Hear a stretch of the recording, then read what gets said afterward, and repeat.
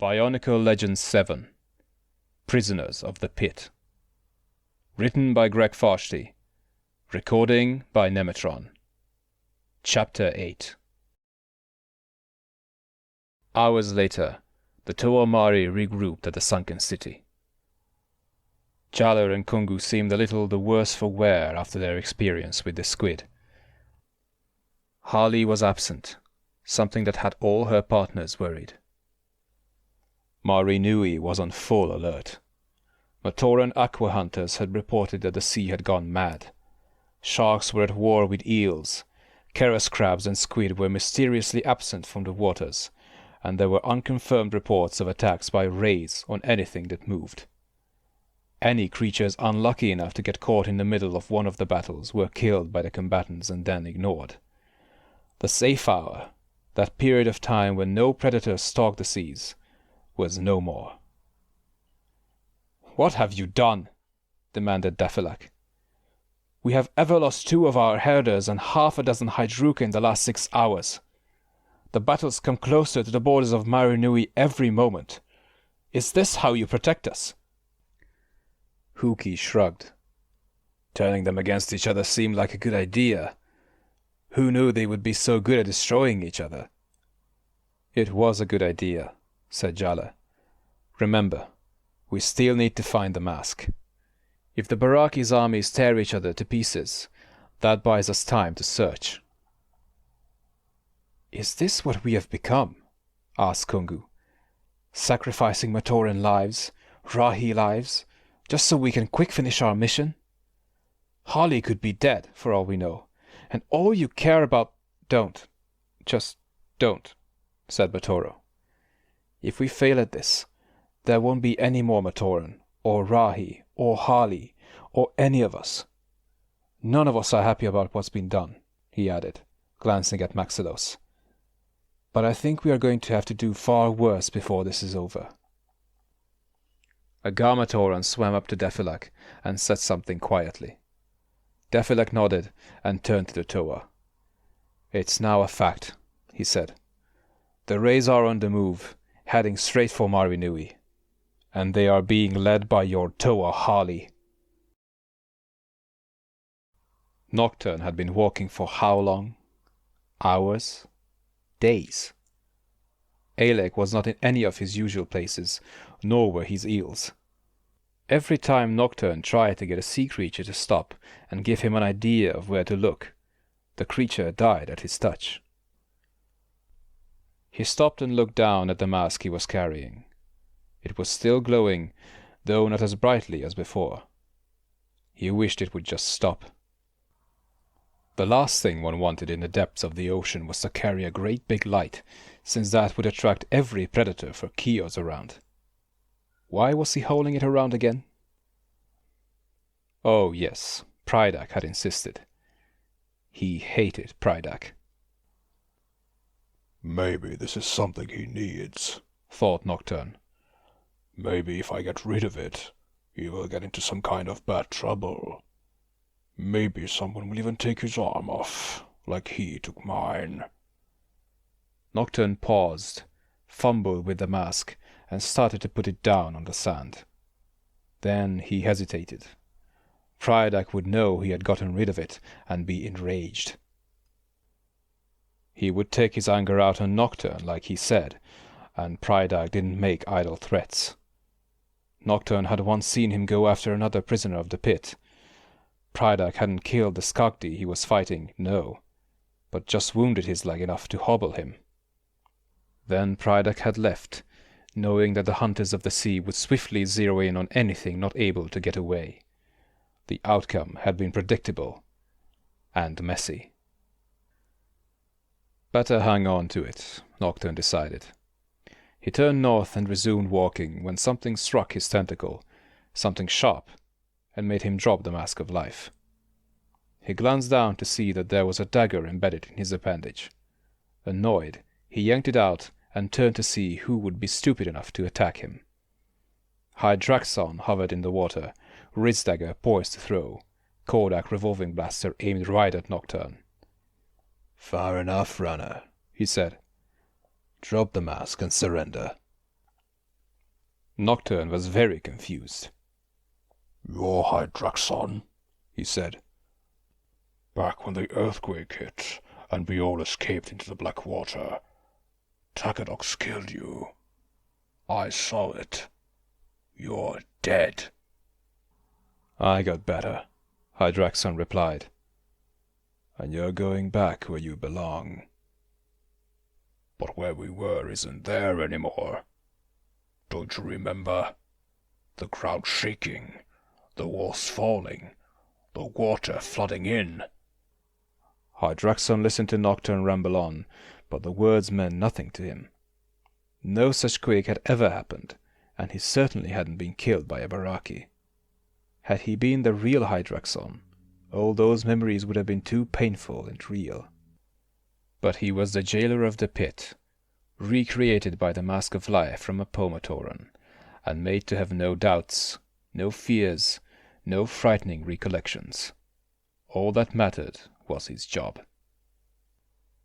He realized with a start that he had better get his mind back on his task. Nocturne had fired a sea squid at him, and he doubted it was to provide him with a loving pet. Hydraxon hurled a razor-edged boomerang and sheared the monstrous creature in half. Even then, its tentacles still crawled across the seafloor, trying to reach him. Before Nocturne could react, Hydraxon drew and hurled one of his back-mounted blades, knocking the squid launcher from his enemy's hand. Nocturne lashed out with his tentacle, wrapping it around Hydraxon's waist and drawing the jailer toward him. Hydraxon aimed his Kodak blaster at a nearby rock and fired, blasting it to rubble. "Next time it's your arm," he said coldly. Nocturne smiled. He suddenly remembered something about his old jailer. Letting Hydraxon go, he scooped up 2 rocks and slammed them together as hard as he could. The sharp crack was incredibly loud, and to Hydraxon's sensitive hearing, painful. The jailer took a few steps back, trying to clear his head. Nocturne took advantage and slammed into him, knocking the blaster from his right hand and pinning his left to the seafloor.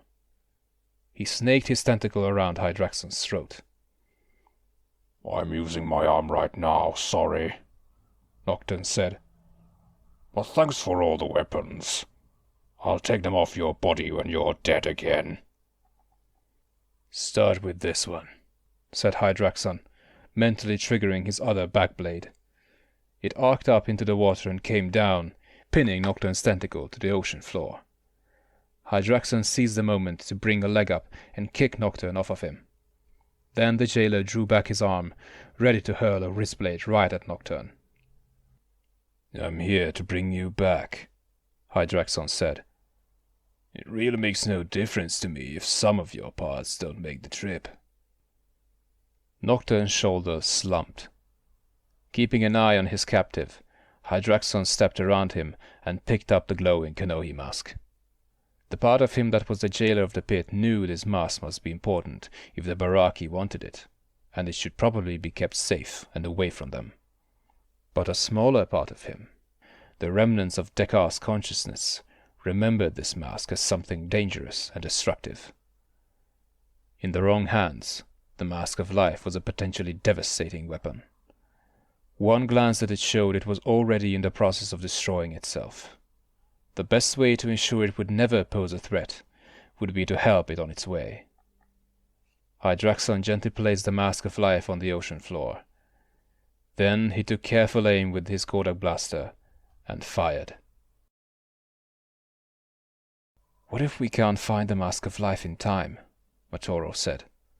He was swimming alongside Maxilos Makuta, heading for the last reported sighting of Mantax's army and Toa Hali. The other Tuamari were spread out around them, too far away to hear. "Ah, if only all Toa had words like can't in their vocabulary," said Maxilos. "My path in life would have been much easier. I thought your kind thrived on being optimistic to the point of insanity."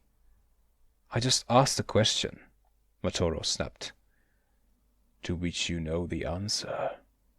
If Marinui dies, the universe that you and I and all your little Matoran friends know will be no more. Jala will lose his chance to live up to the legacy of Likan, Vakama, Tahu, and all those other lukewarm Toa of fire. Huki will never see his friend Maku again.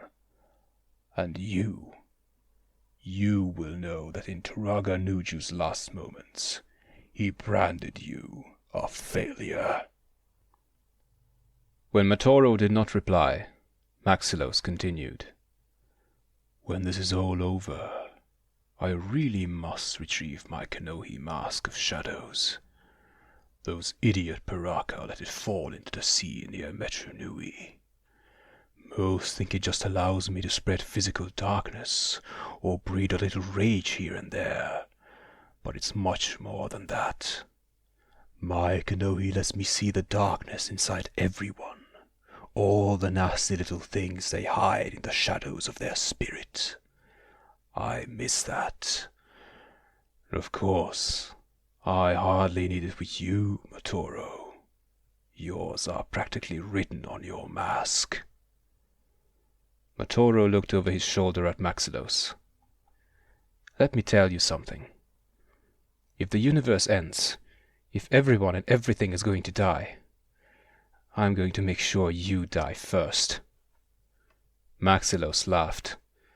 You wouldn't want that. After all, if anything happens to me, you will never know what to do with the Mask of Life when you get it. When, Toa, not if.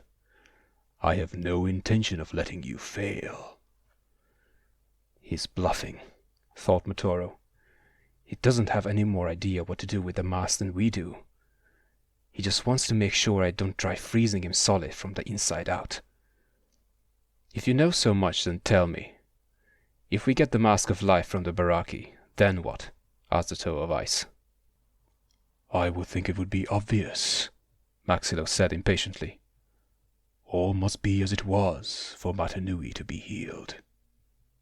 That means Voyanui cannot remain floating above us like some discarded Matoran tool. Once the mask is in your hands, you will need to destroy the stone cord linking Voyanui to Marinui, the cord you passed through to reach this place. And then? Pessimistic and dense. You truly set a new standard for Toa, Maxilos replied sharply. Then Voyanui will return to where it came from.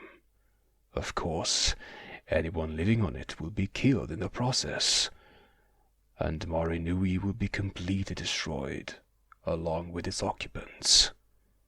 Acceptable losses to save the universe, wouldn't you agree? Seeing Matoro's grim expression, the Master of Shadows patted him on the back. Cheer up, little Toa. When all is said and done, and 2 islands worth of Matoran are dead, your name will live in history, right alongside mine. End of Chapter 8.